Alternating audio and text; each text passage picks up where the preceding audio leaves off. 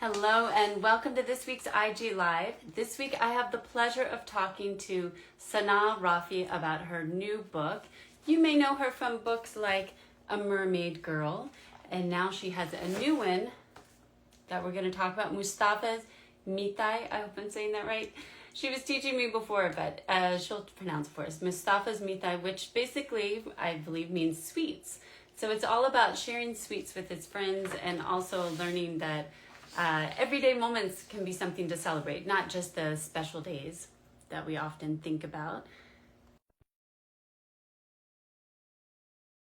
Please take a moment after this to go and enter because today is the last day and we don't want you to miss out. We've got a really great picture book there for you. Hello. Hello, how are you? Good. How are you doing? Good.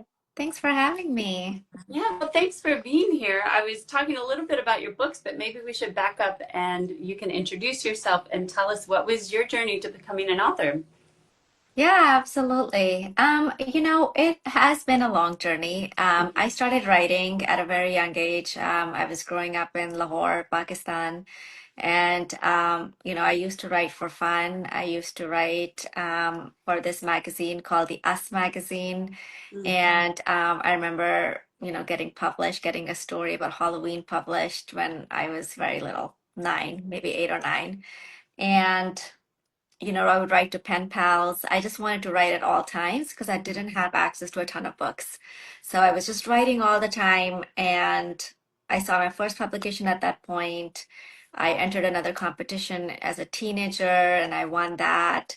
And it kind of just snowballed from there. But like, I think from a young age, I knew I wanted to write books. I wanted to be an author.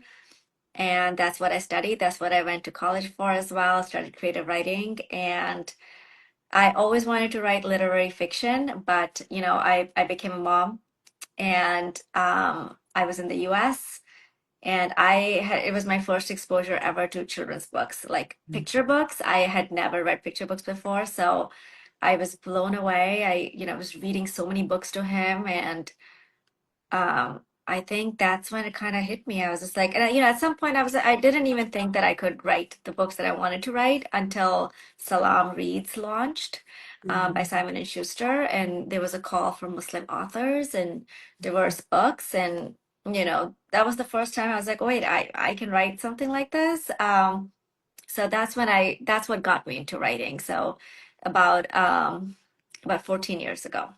Wow. So I'm curious, when you were looking for books to read with your son, was it hard to find, say, Muslim books to read or South Asian books to read to him?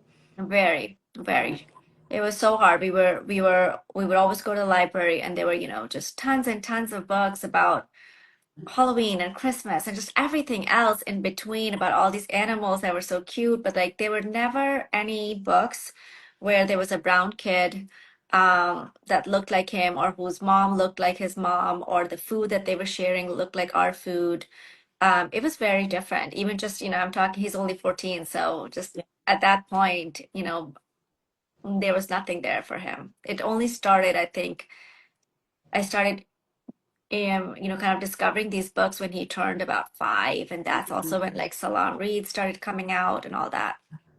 Yeah, I have a son who's about the same age, and it's not that long ago. It's amazing how much Yeah, have changed in that short span of time. But yeah. so fast forward now, you have obviously showing one of your other books, A Mermaid Girl, but now you have out a new picture book.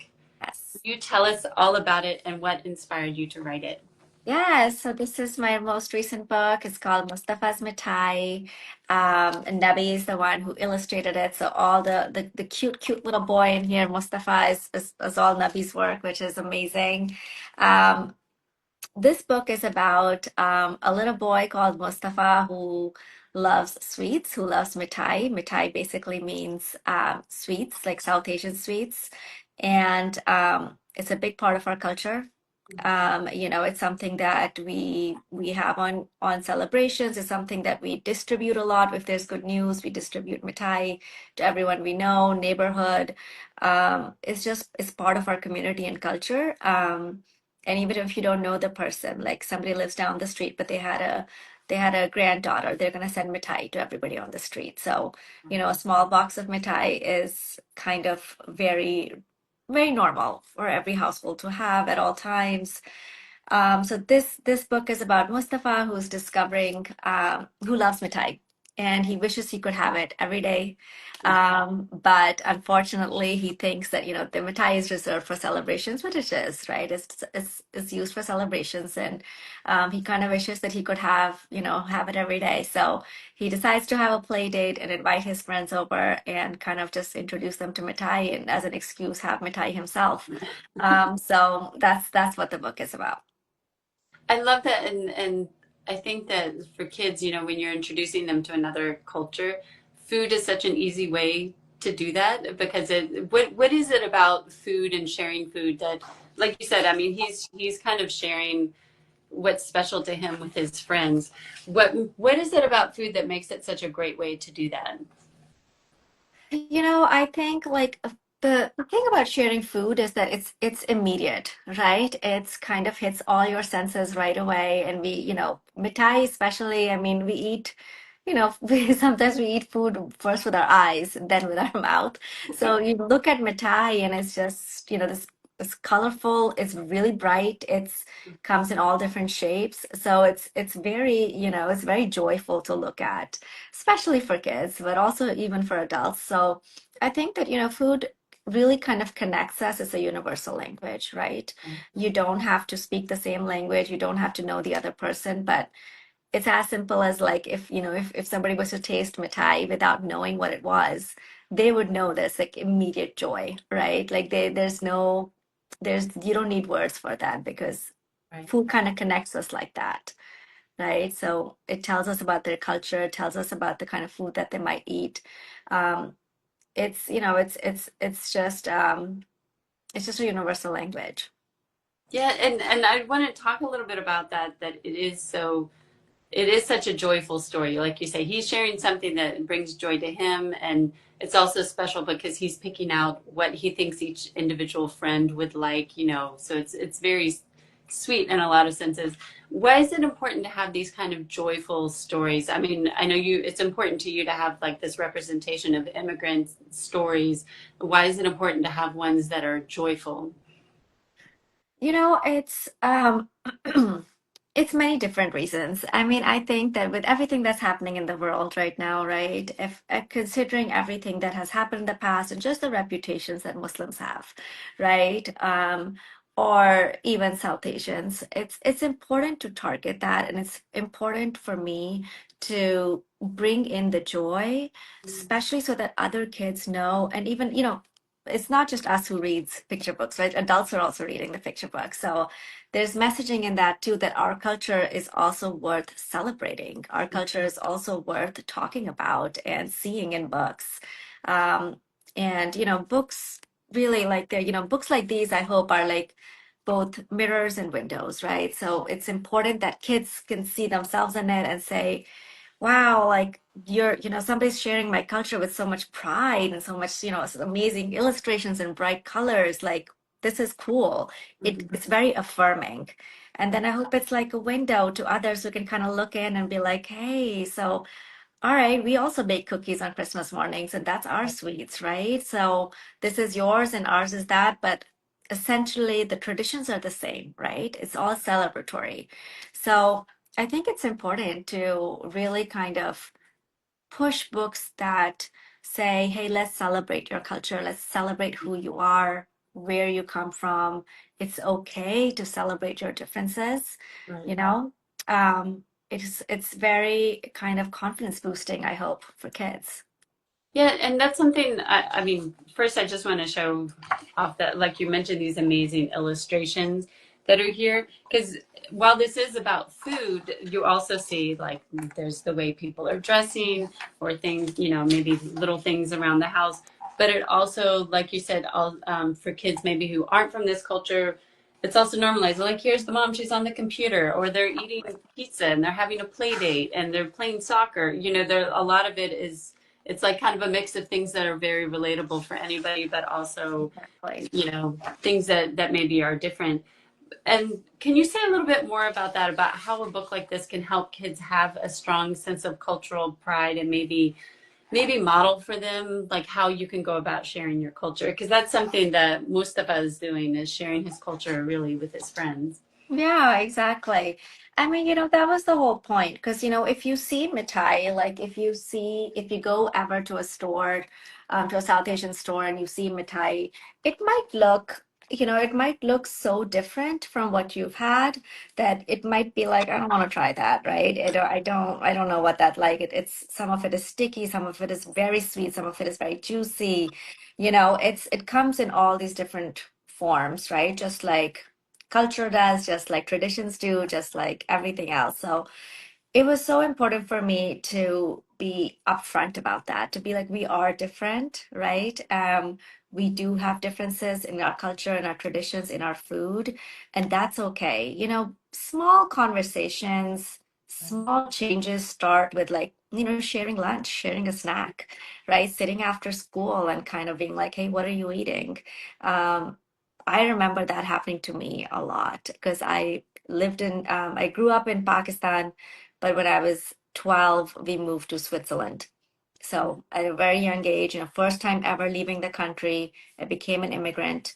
My parents became immigrants for the very first time. They had no idea how to navigate that. I mean, all of us were just in a brand new world, and I remember feeling very left out. And I remember feeling very sort of like there's nobody here who looks like me, who talks like me, whose mom looks like mine, whose mom dresses like mine when she picks me up, right? She looked so different. And then the lunch that she would give me, I was conscious of it. I was conscious of it smelling strongly because we use a lot of spices and, all that stuff.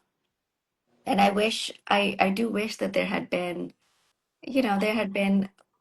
more exposure to books like this, or just in movies or something where it was a little bit more normalized that what I was eating or the way I was, you know, my accent, all of that was a little bit more normalized. But it wasn't. And it was a shock for me. I think it was a shock for my parents. It was, a very transformative time in my life, especially writing wise as well, but personality. And I think the biggest thing is that I think those years really affected my self-esteem because I felt so different, and I had never been a shy kid. I had never been, I totally felt at home in my own skin, but that changed when I moved to Switzerland. And a lot of it was because of lack of representation. I just felt so alienated. And that's kind of why I wrote my first debut. My debut was about being an immigrant and feeling very different from everybody, looking very different, all the things, all the things. I mean, there were,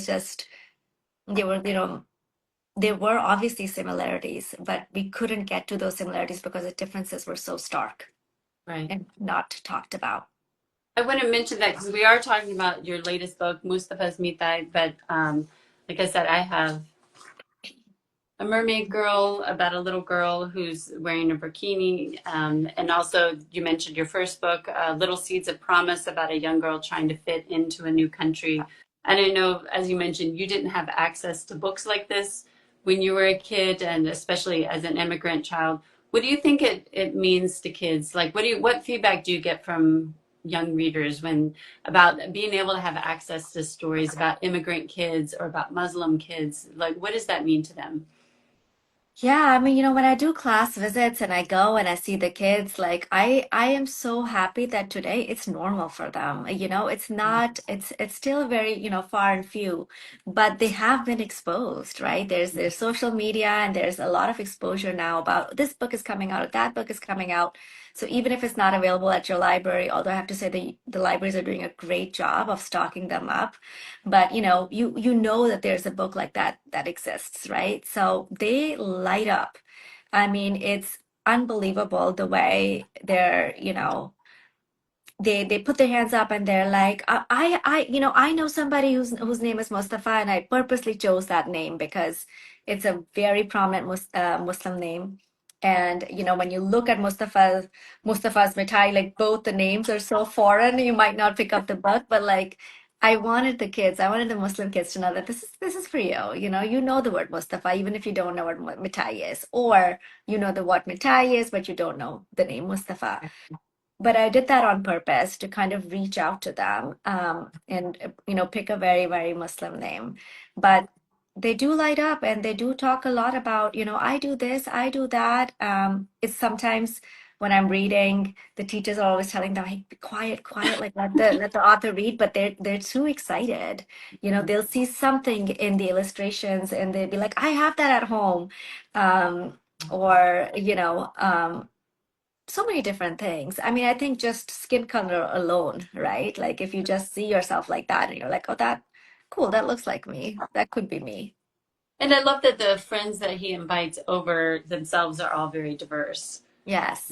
So if they don't see themselves in Mustafa, then they probably will in one of his friends that's come over, and I'm sure are more likely to try some of the Mithai if they Yeah. see it, because they can think, oh well, there's that one that was like a soccer ball, or there's one that's full of surprises, or that's like ice cream. Um, and speaking of your author visits, because I know that that's something that you talk a lot about with the kids when you go, that it's okay to be different, maybe even cool to be different.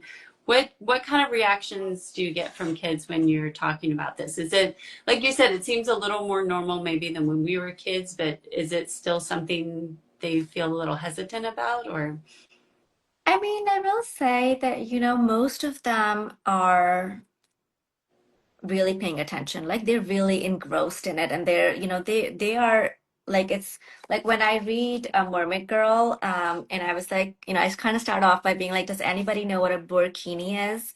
And sometimes people will be like, I know what a bikini is, and I was like, no, not bikini, a burkini, Mhm. right? And they're like, no, but then we start having this discussion, and kids are just so receptive. They're like, okay, cool, something new. All right, she's wearing this full swimsuit, like no worries, right? Right. They don't really question it because of the way it's written, or maybe because of the illustrations, or just, it's just one more thing that, so and so is different. Um, so it's, yeah, I mean, all of them are really different, they already know that. I think this upcoming generation is so confident, is so accepting. It's so kind of like, the area that I live in also, like I have to say, the Bay Area is generally very diverse, Mhm. right? So the classrooms that I visit are very diverse. So it's not, I see just kids, I see a lot of immigrants. I see a lot of kids who are like, my dad's from here, my dad's from there, my mom's from here, so they've already been exposed. Their exposure is much more than mine was at that age, for Right. example. So yeah, I mean, they're totally all about being different, about embracing themselves, and not just diverse books, but there's so many other books, which target kind of like accepting who you are, which is Right. again something that was not really available when I was growing up. There was nothing like that, like really affirming, but Mhm. nowadays books really target those issues, right? My daughter was just reading a book called I Like Me. Mhm. And it's fantastic because it talks about all these different things, that my hair sometimes looks messy, but I like me. Um, And that's fantastic, right? So yeah, the kids are cool themselves and they know it. Nice, and how nice for them to have more books like this that kind of encourage that and affirm that in them, Yeah. in them. I want to go back to, because I'm looking at the time. I know we're coming up on the end, but something that was interesting about your book is we have not as many as we should, but we're starting to have more books about like celebrations like Eid or Diwali. And what's interesting about yours is it's not about a celebration, it's about those everyday moments. Like you said, I mean, partly it's Mustafa is looking for an excuse to eat sweets, right? He's looking for some way to have the Mithai. But also his mom is teaching him that when you're with your friends, when you're sharing, that that's something special too. So, as far as that kind of a message, what do you hope kids take away from the book? Yeah, when I was writing this book, it went through many drafts, and I kept thinking that it has to be a celebration. It has to kind of, but I wanted to write a separate book about Eid. So I didn't like Eid was the first thing that I was like, oh, it's Eid and then there's Mithai. But I was like, no, our topics need to be stretched out, right? Like they each deserve an own book. So I couldn't, it took a lot of brainstorming to figure out why he would have Mithai on a regular basis, like why there would be a mithai box in his, kitchen. It wouldn't really be there unless something celebratory had happened. So I wanted to kind of play in this idea, I was just challenging myself to like, why? I mean, if my kids asked for mithai, I'd probably be like, yeah, let's go get it because why don't we celebrate ordinary life, ordinary days, right?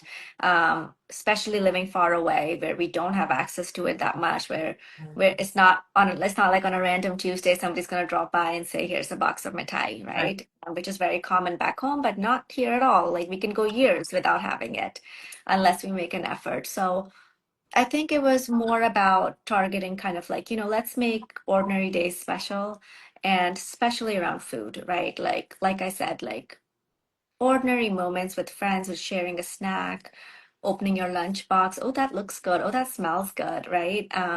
Can turn into something, can turn into a friendship, can turn into a conversation, can turn into just like curiosity, right? Which I think is fantastic. So I wanted to kind of go back to that and do it in a way which is not like a birthday party or like a big celebration. It's just a regular play date, right? And I wanted to create a little bit of tension by being like, what if the kids don't like it, right? It's totally Right. normal. It's totally normal, right? For them to be like, what is that? That looks different, that smells different, whatever.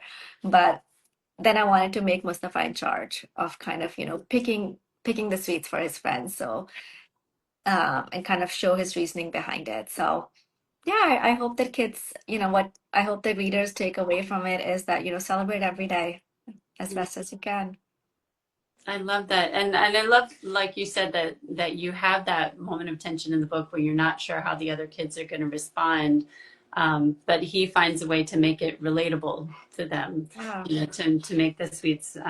But did you think about like what happens if a kid tries it and doesn't like it? I mean, because it seemed like this was very positive modeling of how kids respond to this. Yeah. Yeah. I thought about that too. And I thought about, what if I were to include something like that where Kent says, no, I don't like this or whatever. But I decided that instead we would just keep it joyful. We would just keep it simple. We're not pushing our culture on anybody, right? Like that's not the point. The point is to introduce it, and that's it. You don't have to like it, but you have to know that this is worth celebrating. This is worth talking about. My culture does matter, and what I eat at home should matter, right? Because I matter. So Mm. I'm just sharing my culture with you, and you don't have to celebrate with me by accepting all of it and eating all of it. You just have to know that this is part of their culture, and you respect that. So my that's the whole, kind of reasoning behind writing these books is to introduce um our daily lives and our culture, and also kind of give out this messaging that we're just like you in many ways. Our lives and our values, and every at the end of the day, all of us want the same for each other, right? We want to be happy, we want to be healthy, we want to celebrate, and we just have different ways of doing things. So that was the point. So I didn't want to kind of bring in whether or not the kids gobble it up or not, but Mustafa, he does, right? Because he's from the culture, he knows what they mean, and he loves it. And that was important. I love that. What a great message for kids. And thank you for sharing about this. Before I let you go, I was wondering if you could tell us about your upcoming projects. Yeah, so I have about three more books releasing. Two of them I can't talk about yet, but one of them is coming out in January. It's called Together on Eid, and it's a book about Eid and just, it's very specific about how this one family celebrates Eid, but it's also very universal. because Eid is celebrated very universally, like in the same way that Christmas is, right? With family and food.